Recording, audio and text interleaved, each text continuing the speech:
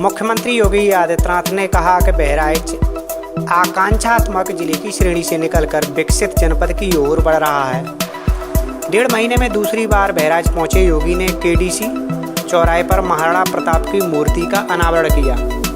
अब ये चौराहा महाराणा प्रताप के नाम से जाना जाएगा। यहाँ योगी ने 264 करोड़ की विभिन्न योजनाओं का शिलान्यास और 70 करोड़ की लागत से विभिन्न योजनाओं का लोकार्पण किया। उन्होंने कहा कि विदेशी आक्रांता भारत की धर्म और संस्कृति के साथ साथ स्वाधीनता को रोकने का काम कर रहे थे। बहराइच का चित्तौरा नामक स्थान, जहां विदेशी आक्रांताओं को मुंहतोड़ जवाब देते हुए महाराजा सुहेल देव के नेतृत्व में हिंदू राजाओं ने धूल चटाई, उनका नरसंहार किया था। चित्तौरा की वह भूमि पयागपुर के राजा ने ही प्रदेश सरकार को ट्रस्ट बनाने के लिए दान में दी है, जिस पर सुहेल देव स्मारक बन रहा है।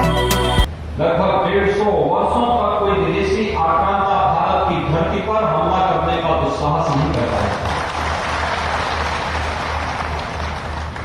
जब भी भारत की जवानी बोलती है और मातृभूमि की रक्षा के लिए अगुवाई लेती है, तो देश के दुश्मन ऐसे ही मौन होते हैं जो शौर्य पराक्रम 1000 वर्ष पहले इस धरती ने दिखाया था। और आज मैं धन्यवाद दूंगा कि हम शौर्य पराक्रम की सी गाथा को आगे बढ़ाते हैं। मैंने कोई स्थल ऐसा नहीं देखा है कि जहां पर लगभग 1.5 महीने के अंतराल में 2 ऐसे राष्ट्रीय महापुरुषों के स्मारक और उनकी प्रतिमाओं को स्थापित करने के कार्यक्रम एक घंटे में आगे बढ़ते जा रहे हैं। और साथ साथ यहां पर 2 ही क्यों, हमने तो आज यहां पर पयागपुर के राजा पूर्व विधायक स्वर्गीय राजा रुद्रेंद्र विक्रम सिंह जी की प्रतिमा का भी आज हम यहां पर विमोचन किए हैं।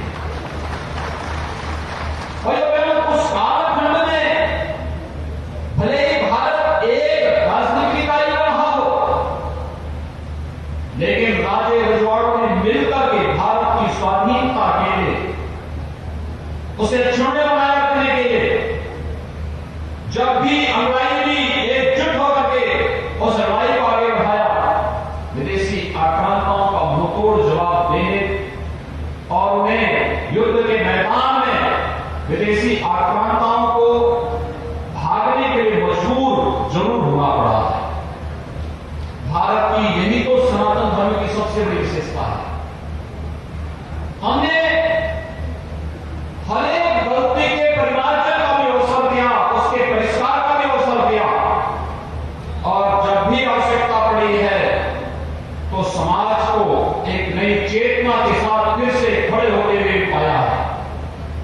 कौन सा ऐसा कालखंड है जिस कालखंड में भारतीय मानस ने अपनी चेतना को जागृत रहते हुए भारत की स्वाधीनता के लिए निरंतर संघर्ष न किया हो। उत्तर से दक्षिण तक, पूर्व से पश्चिम तक, राजमहल से लेकर के वनवासी क्षेत्रों में निवास करने वाले उन लोगों के बीच में भी आप जाइए। झारखंड में अगर आप जाएंगे, भगवान बिरसा मुंडा के त्याग और बलिदान की कहानी कुछ नई ही रूप में हमें संदेश देती है। आप सुदूर नागालैंड में जाइए, नागालैंड ने भी देश की स्वाधीनता के लिए उस कालखंड में वहां की रानी ने जो योगदान दिया था, ये किसी से छुपा हुआ नहीं है। ऐसे ही आप देश के अंदर जाइए। आप अभी पिछले दिनों में झांसी के अंदर जाने का अवसर प्राप्त हुआ था। झांसी के अंदर 1857 के प्रथम स्वातंत्र समर में रानी लक्ष्मीबाई ने देश की स्वाधीनता की कमान अपने हाथों में लेकर के जो लड़ाई देश के प्रथम स्वातंत्र समर की लड़ी थी, अवंतीबाई ने, झलकारी बाई ने, उदा देवी ने जो एक संघर्ष किया था, ये गौरव गाथा आज भी हम सबको आगे बढ़ने के लिए निरंतर प्रेरित करती है। और मैं बहराइच वासियों को बधाई देता हूं कि उस गौरव गाथा को एक निरंतरता बनाए हुए हैं। मेरी हार्दिक इच्छा थी कि मैं पयागपुर में जाकर के स्वर्गीय राजा रुद्रेंद्र विक्रम सिंह जी की मूर्ति के अनावरण के कार्यक्रम में वहीं पे था। लेकिन आप राजनीतिक व्यस्तता के कार्यक्रमों को देख सकते हैं और होली के कार्यक्रमों के कारण भी स्वाभाविक रूप से कल कोई सार्वजनिक कार्यक्रम हो भी नहीं पाएगा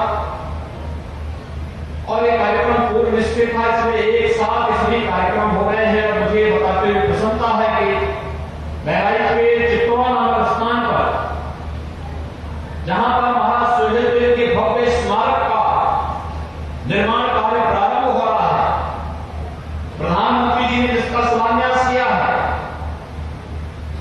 चित्तौड़ा नामक स्थान ही है जहां पर विदेशी आक्रांताओं को मुंहतोड़ जवाब देते हुए महाराज सुहेलदेव के नेतृत्व में हिंदू राजाओं ने उन विदेशी आक्रांताओं को धूल चटाने का काम किया था, उनका संहार किया था। वो चित्तौड़ा की ही भूमि है और चित्तौड़ा की वो भूमि महाराज प्रयागपुर में ही प्रदेश सरकार को ट्रस्ट महाराज सुहेलदेव के नाम पर ट्रस्ट बनाने की उपलब्ध कराई है।